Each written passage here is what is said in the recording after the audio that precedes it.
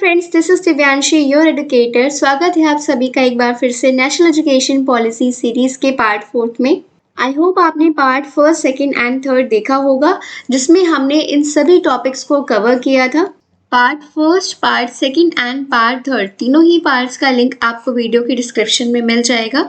Make sure you have watched other parts before watching this part 4.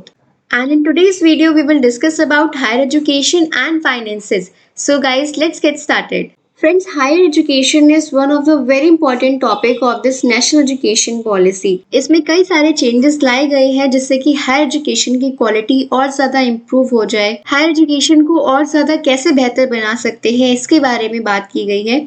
अगर हम PhD की ही बात करें तो इंडिया में हर साल हजारों स्टूडेंट्स PhD करके निकलते हैं, लेकिन अगर क्वालिटी की बात करें तो क्वालिटी बहुत अच्छी नहीं है। तो बहुत ज़्यादा काम करने की ज़रूरत है हायर एजुकेशन की फील्ड में।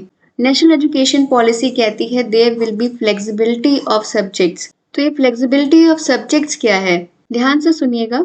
जो फेसबुक के फाउंडर है मार्क जुकरबर्ग, उन्होंने एक सब्जेक्ट पढ़ा कंप्यूटर साइंस और उन्होंने दूसरा सब्जेक्ट पढ़ा साइकोलॉजी। तो ये कैसे पॉसिबल है भाई, इंडिया में तो ऐसा नहीं होता है। इंडिया में फॉर एग्जाम्पल अगर आप मैथ्स के साथ हिंदी लिटरेचर पढ़ना चाहते हैं तो ऑप्शन ही नहीं है भाई, कैसे पढ़ लेंगे आप। तो जो नेशनल एजुकेशन पॉलिसी आई है वो कहती है स्टूडेंट्स को जो सब्जेक्ट पढ़ने का मन है वो सब्जेक्ट पढ़े। अब क्या होगा, अब स्टूडेंट्स अपना कॉम्बिनेशन खुद बना पाएंगे। They will be flexibility in choosing subjects similar to western countries. जैसा कि बाहर के देशों में होता है वैसे ही अब इंडियन एजुकेशन सिस्टम में भी होगा। There will be pool of subjects and you can pick any subject from that pool. Another point is national education policy कहती है कि हमें 50% GER अचीव करना है। GER यानी कि ग्रॉस एनरोलमेंट रेशियो 2035 तक। तो जब हम स्कूल एजुकेशन के बारे में हम पढ़ रहे थे तब हमने देखा था कि वहाँ पे हमें 100% GER अचीव करने की बात की गई है। लेकिन अगर हम वहीं हायर एजुकेशन की बात करें तो हायर एजुकेशन में 50% GER अचीव करने की बात की गई है। क्योंकि देखिए स्कूल एजुकेशन कंपलसरी है, सबको मिलनी चाहिए, बट कॉलेज एजुकेशन छूट होती है। अगर आप करना चाहते हैं तो करो, नहीं करना चाहते हैं तो मत करो। लेकिन अब इसमें भी 50% GER लाने की बात की गई है 2035 तक। सरकार का टारगेट है कि जितने बच्चे स्कूल एजुकेशन पास करके निकल रहे हैं उनमें से 50% बच्चे तो हायर एजुकेशन लें। और इसके लिए सरकार को क्या करना होगा, सरकार को 3.5 करोड़ सीट्स बढ़ानी होंगी। जब 3.5 करोड़ सीट्स बढ़ाएंगे तभी 50% GER हम अचीव कर सकते हैं।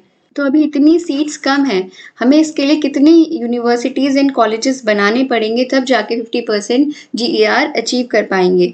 वहीं हम बाकी कंट्रीज़ की बात करें तो जापान का GER 60% अबव है एंड यूरोप की बात करें तो वहाँ का GER 80% है। और करेंटली इंडिया का GER 2018 का जो डाटा कहता है, इंडिया का करंट GER है 24 to 25%। तो ये GER बढ़ा के 50% करना है। और अगर हम तमिलनाडु की बात करें तो तमिलनाडु का GER ऑलरेडी 50% है। Another point is various entry and exit option. क्या है ये वेरियस एंट्री एंड एग्जिट का ऑप्शन, इसको समझते हैं। फॉर एग्जाम्पल आप जम्मू यूनिवर्सिटी से अपनी ग्रेजुएशन कर रहे हैं और आपका 1 साल कंप्लीट हो चुका है और किसी रीजन की वजह से आपको शिफ्ट होना पड़ता है दिल्ली यूनिवर्सिटी में। तो नेशनल एजुकेशन पॉलिसी कहती है कि आप अपनी बाकी की एजुकेशन दूसरी यूनिवर्सिटी से कंटिन्यू कर सकते हैं। You can now join any university or you can leave any university in your first year, in your second year or in your third year. आप किसी भी ईयर में अपनी यूनिवर्सिटी छोड़ के दूसरी यूनिवर्सिटी में एडमिशन ले सकते हैं and you will get certificate according to the year. इसके अलावा ऐसे बच्चे जिन्होंने अपनी 1 साल की एजुकेशन पूरी करी या फिर 2 साल की एजुकेशन पूरी करी और उसके बाद किसी प्रॉब्लम की वजह से, किसी फैमिली प्रॉब्लम की वजह से, फाइनेंशियल प्रॉब्लम की वजह से उनको अपनी एजुकेशन बीच में ही छोड़नी पड़ती है, तो अब ऐसे बच्चे अपनी एजुकेशन को वापस से कंटिन्यू कर सकेंगे। अगर आज से 5 से 6 साल बाद भी उनको रियलाइज़ होता है कि उनको अपनी एजुकेशन कंप्लीट करनी चाहिए तो वो अपनी एजुकेशन को वहीं से कंटिन्यू कर सकते हैं जहाँ पे उन्होंने छोड़ी थी। उन्होंने जो अपने 1-2 साल की एजुकेशन कंप्लीट की थी उनके क्रेडिट पॉइंट्स काउंट किए जाएंगे और उन क्रेडिट पॉइंट के बेसिस पे वो अपनी एजुकेशन को कंप्लीट कर सकेंगे। इसके अलावा अब ऐसे बच्चों के लिए भी ऑप्शन है जिनको 1 साल बाद रियलाइज़ होता है कि यार ये सब्जेक्ट तो गलत ले लिया मैंने, इसमें मेरा इंटरेस्ट नहीं है। अगर आप बीए इकोनॉमिक्स में एडमिशन लेते हैं और 1 साल बाद आपको रियलाइज़ होता है कि इसमें आपको इंटरेस्ट नहीं है, आप कोई और सब्जेक्ट पढ़ना चाहते हैं। So now you can leave that course after 1 year और आपको उस 1 साल का सर्टिफिकेट भी मिलेगा। तो आपका अब 1 साल वेस्ट नहीं जाएगा, 1 साल का सर्टिफिकेट मिलेगा आपको। और अगर आप 2 साल बाद कोर्स छोड़ते हैं तो आपको एडवांस डिप्लोमा का सर्टिफिकेट मिलेगा। अगर आप 3 साल बाद कोर्स छोड़ते हैं तो आपको बैचलर्स डिग्री मिलेगी। और अगर आप 4 साल बाद कोर्स छोड़ते हैं और तब तक आपने कुछ रिसर्च वर्क भी कर लिया है और आपने अपना पेपर भी पब्लिश कर लिया है, तो आपको बैचलर्स डिग्री मिलेगी विद रिसर्च। तो अब आप अपना 1 साल कंप्लीट करके किसी दूसरी यूनिवर्सिटी को ज्वाइन कर सकते हैं। 5 से 10 साल बाद भी एजुकेशन में वापस आ सकते हैं। आप 1 साल बाद भी अपना सब्जेक्ट चेंज कर सकते हैं। If you choose political science after 1 year, that is completely okay. And now you will get degree on the basis of years. तो आपका कोई भी साल वेस्ट नहीं जाएगा। और ये सब कैसे होगा? By establishing ABC. ABC क्या है? ABC का मतलब है Academic Bank of Credit. ये बैंक आपको क्रेडिट पॉइंट्स प्रोवाइड करेगा on the basis of your degree years. आपके पास कितने साल की डिग्री है, उतने आपको क्रेडिट पॉइंट्स प्रोवाइड किए जाएंगे। अगर आप किसी न्यू कॉलेज में एडमिशन लेना चाहते हैं तो आप अपने क्रेडिट पॉइंट्स को दिखा के एडमिशन ले सकते हैं। You will get admission on the basis of this credit points only. This credit points will get transferred. 5 से 6 साल बाद भी आप अपनी एजुकेशन कंप्लीट करना चाहते हैं तो इन क्रेडिट पॉइंट्स के बेसिस पे आप अपनी एजुकेशन कंप्लीट कर सकते हैं। तो बहुत अच्छी चीज़ है ये। इसके अलावा अब एमफिल को डिसकंटिन्यू कर दिया गया है, जो कि एक अच्छी चीज़ है। क्योंकि देखिए अभी तक क्या होता था, लोग बीए करते थे, बीए के बाद एमए करते थे, एमए के बाद एमफिल करते थे एंड एमफिल के बाद पीएचडी करते थे। लेकिन अब आप बीए के बाद एमए और एमए के बाद आप डायरेक्ट पीएचडी कर सकते हैं। Another point is national research foundation बनाई जाएंगी, जो कि एपेक्स बॉडी होंगी टू प्रमोट रिसर्च। क्योंकि देखिए क्या होता है, बहुत सारे इंडियंस पीएचडी करते हैं लेकिन वो अपना रिसर्च वर्क अमेरिका जाके करते हैं, बाहर की कंट्रीज में जाके करते हैं, because of bad quality of research in India. India की जो रिसर्च क्वालिटी है वो ज़्यादा अच्छी नहीं है, इसलिए इंडियंस बाहर जाके अपनी रिसर्च करते हैं। और अगर रिपोर्ट्स को देखा जाए तो 2008 की रिपोर्ट कहती है इंडिया में जीडीपी का 0.84% हम रिसर्च और इनोवेशन पे लगाते हैं। और अगर 2018 की रिपोर्ट देखी जाए तो इसकी हालत और ज़्यादा खराब हो गई है। It has fallen down to 0.6%, यानी कि हम अपनी जीडीपी का 0.6% रिसर्च पे लगाते हैं। Whereas China is investing more in higher education and research work. इसके अलावा कॉलेजेस को एफिलिएशन फ्री कर दिया जाएगा, यानी कि एफिलिएशन सिस्टम को पूरी तरीके से खत्म कर दिया जाएगा। और इससे क्या होगा, इससे कॉलेजेस में कंपटीशन बढ़ेगा अच्छा करने के लिए। और इसके अलावा हमारी कंट्री में जितनी भी यूनिवर्सिटीज़ हैं उसमें एडमिशन के लिए एक common university entrance test conduct करवाया जाएगा। Students have to give CUET exams for admission in universities across India. और ये टेस्ट कौन कंडक्ट करवाएगा? ये टेस्ट NTA कंडक्ट करवाएगा और देश की सभी यूनिवर्सिटीज में इसके मार्क्स एक्सेप्ट किए जाएंगे। लेकिन इसका भी एक क्रिटिसिज्म है कि CUET इज नॉट मैंडेटरी। सो जो बड़ी यूनिवर्सिटीज हैं वो खुद के ही एग्जाम्स कंडक्ट करवाएंगे, क्योंकि उसमें उनका फायदा होता है, फॉर्म्स निकालते हैं, रेवेन्यू आता है जिससे कि उनका पैसा बनता है। तो ये एक बड़ा क्रिटिसिज्म है इसका।